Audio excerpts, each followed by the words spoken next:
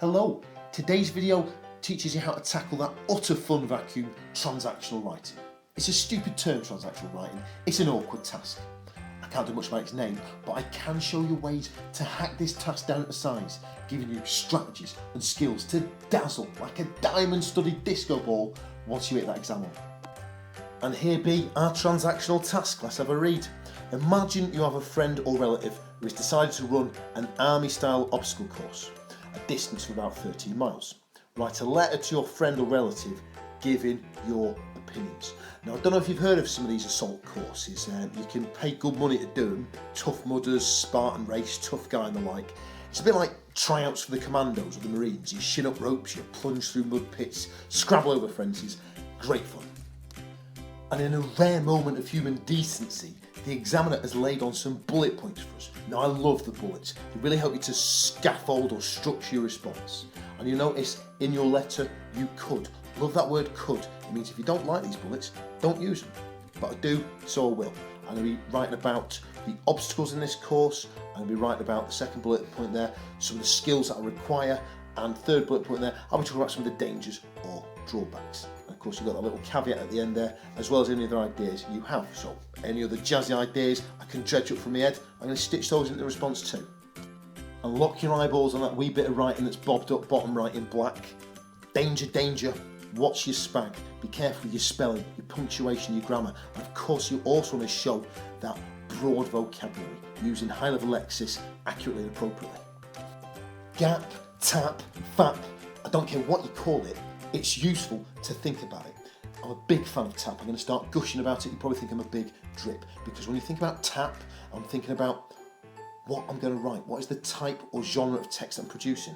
I'm also thinking, who am I writing for? Who's my audience? And finally, I'm thinking, how can I write this? What's the intention or purpose of my piece of writing? Big fan of tap.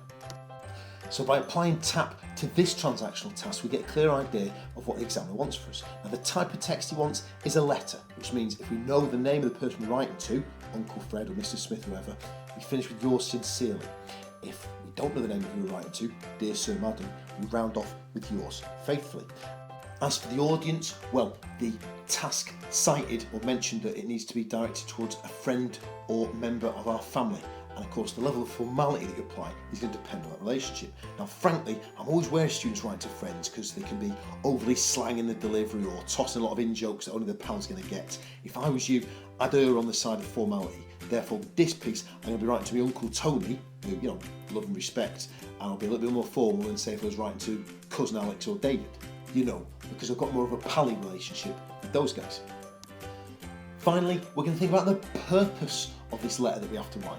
Now, I could bet you anything from biscuits to bitcoins. You take a transactional task, it boils down to persuasion.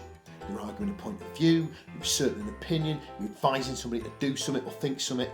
Persuasive writing techniques are the tools of your trade here. Show me an emotive verb and powerful adjective or metaphor, I will show you an opinion. And that's just plain old fact. And of course, with this task, I'll be using persuasive techniques to present, to telegraph, to convey my views about this obstacle course. Bit of finger wagging for Mr. Taylor now. Plan your work. I'm not saying that examiners are the finest minds of a generation, but they do have one superpower. They know within 3 to 4 lines of your response if you've planned it properly or not. Edexcel, 45 minutes to complete that task. My students spend 10 to 15 minutes planning their response. Excessive? Well, I don't know. I think most examiners would take 4 to 6 paragraphs of quality over 8 frantic pages of feral burblings. There's 2 steps to planning a response to Mr. Taylor. Think, what am I going to say? How am I going to say it? What am I going to be writing about? How am I going to make that as engaging as possible? So let's start planning a paragraph or 2 of our response to this transactional writing task, giving our opinions on the assault course. Well, one thing we could write about is how horrible some of these obstacles are.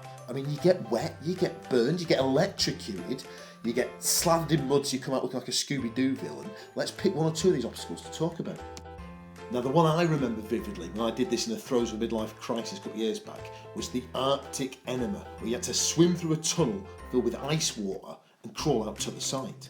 And you've never known cold like it.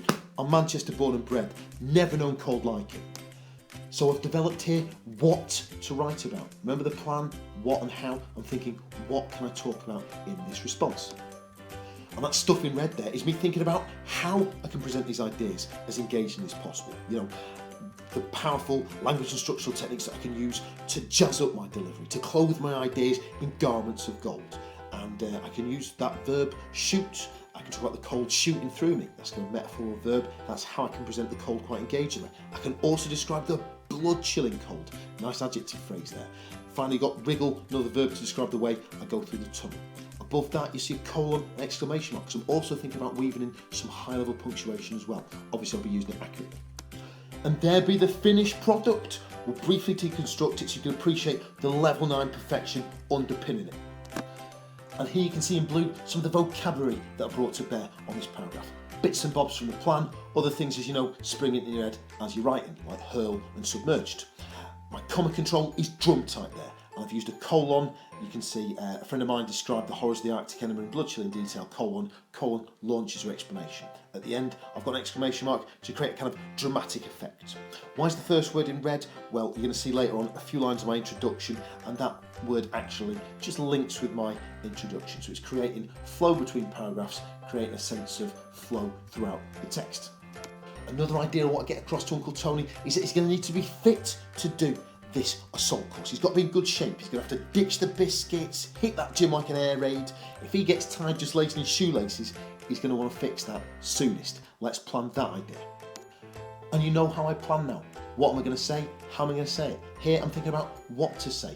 To be fit, he's going to have to do some training runs. It's not going to be pancake flat this course. There's going to be inclines, treacherous slopes that are going to sap your energy so you hug in the mud. That's what I'm going to talk about.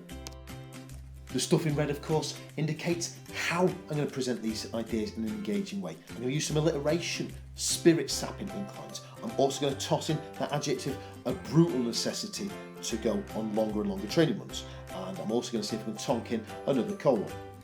And there's theory turned into practice, some examiner exciting end product for your delectation. Again, I've used the colour coding so you can see my tricks. You can see where I've used verbs, adjectives, metaphors, that's the stuff in blue. There's another colon, as promised.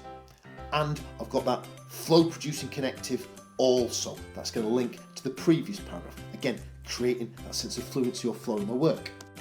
Final nugget of planning now. We're going to roar through this, thinking about the dangers, giving my opinions on the dangers of this course. Now, when I did the Tough Mudder many moons ago, you had to sign something called a death waiver, which I'm sure was a bit of PR flim-flam, but it basically meant if you got your body mangled on the course, you couldn't sue them.